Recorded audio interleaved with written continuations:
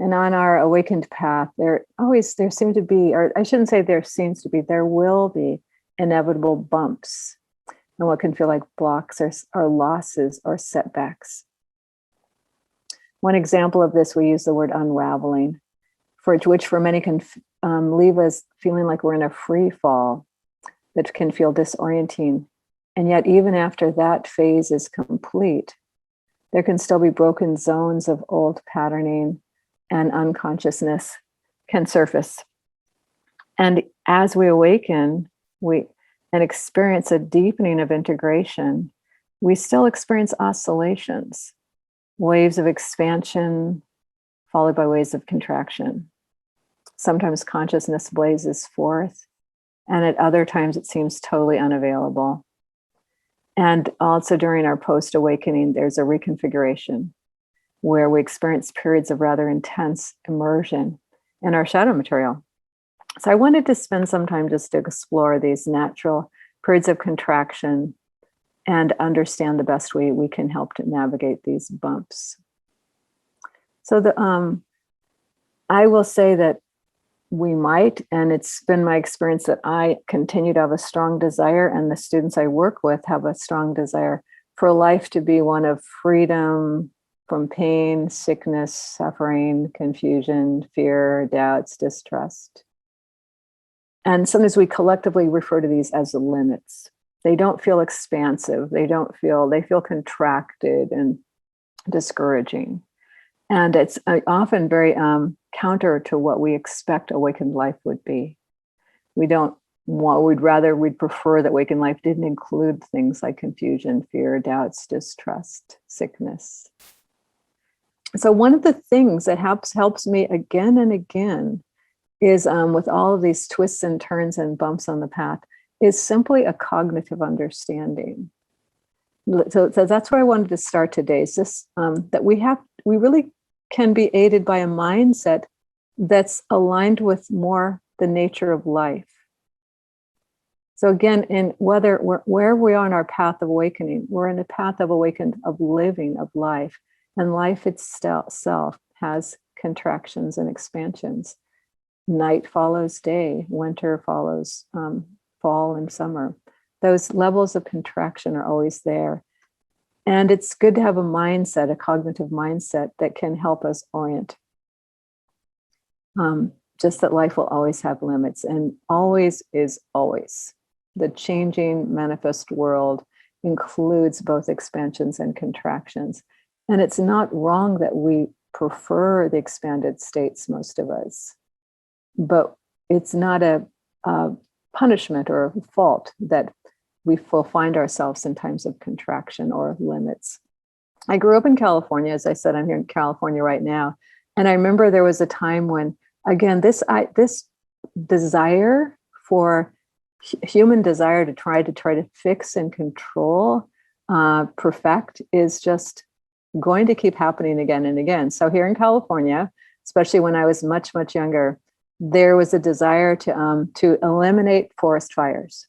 And so the forestry was pretty effective at that, of really eliminating a lot of forest fires or stopping them very early on. And it looked like, wow, we are in control and we are doing something good here. And yet what started happening was the organic material of tree leaf and litter and branches and dead trees made an incredibly, over the years, built up on the forest floor. It was a huge amount of fuel, so that one day when a forest fire broke out that was bigger than others, it had a huge amount of fuel to burn. And so trees that normally would have survived a quick forest fire, they didn't survive. The whole entire forest, acres and acres and acres of forest were lost because we as humans try to control natural processes. And so now they even try to do things like controlled burns, and we'll see over time how well those work. But we want to control life's natural fields of destruction and regeneration. So that was one example. And then once I was at a kind of a agricultural museum type thing in Iowa, and they talked about a bunch of agriculturalists went to Bali one time to look at the rice paddies there. And these agronomists were shocked that they've been growing rice on these paddies for like something like 1,000 years. It was a monoculture, and how could it possibly be working? It had eels, and people would get stung by the eels, and ducks and frogs and all kinds of stuff. And they thought it was way too superstitious. So we are going to just clean this thing up and make it into a really functional rice paddy, and that was able to export even. And in about 5 years, the rice paddy was completely ruined because it had to start over again. Again, there would be times in these rice paddies where things didn't grow so well, but it was always in a state of regeneration and rewriting itself and rebalancing itself. And when man came in to try to control it, the overall production just within 5 years completely tanked on them. And they began to realize that nature has its waves of expansion and contraction, and we don't have to control them. So it can just be helpful to have a cognitive understanding that limits are natural, and so that we can green light them. And over time, there'll be an inevitable radical rearrangement of things that is sustainable. It's a reordering of things. And if we can learn to cognitively kind of go with the flow of our life, we can allow the old to decompose and make way for something new. So in Trillium, we call this unraveling, this kind of decomposing. We used to call it the rot. And it can feel uncomfortable. It can feel sometimes unfamiliar because as things begin to decay and rot and rearrange in front of us, we don't always recognize that this is for the sake of renewal. And we think it's something we've done wrong. We can interpret it, we've made a mistake. We've done something wrong. We should have had foresight. And we sometimes try even harder to fix and control.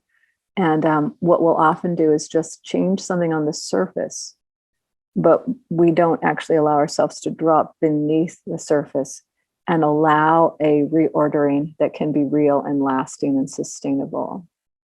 So what we're doing in this unraveling is we're unraveling our fight with reality as it is.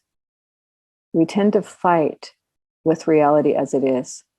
And it feels uncomfortable to just allow reality to be as it is, to green light reality as it is, and to not so much strive to fix and control, but simply to allow. Now, and that one thing that sometimes with green lighting, we can make a little bit of a misinterpretation. It's not a green lighting, it means like an acting out of all behaviors. It's an allowing of life to unfold as it does, while at the same time using healthy masculine to discriminate and discern the best course of action.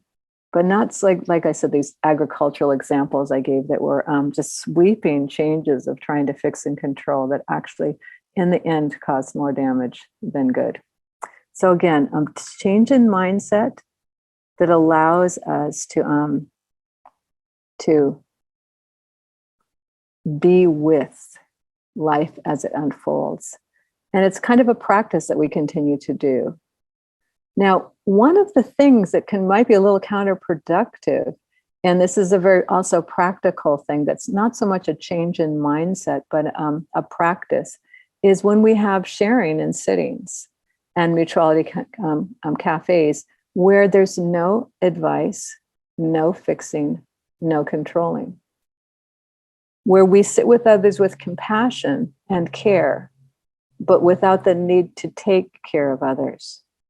And so this practice becomes a disposition that we just, while we sit with others and hold their story, their life story as sacred, and celebrate with them and compassion in their advancements in life, and have compassions for the setbacks. And it's where this practice can really be of service is that as we often find it's easier to do it for someone else, but as we do it for others, we learn how to do it for ourselves. So we have less judgment, less needing to fix or control ourselves. And so that's, again, there's a change in mindset that this to allow nature to progress as it does, which will be, in this case, in the unraveling, the rotting, the decomposing of beliefs that we had that might have served us at one point in time, but ultimately won't be sustainable beliefs, that we change the mindset, and then we build our ability for compassion and gentle holding of what is by these shares that happen, where we gently hold and with compassion and care and just be curious about the other. So these two things go hand in hand.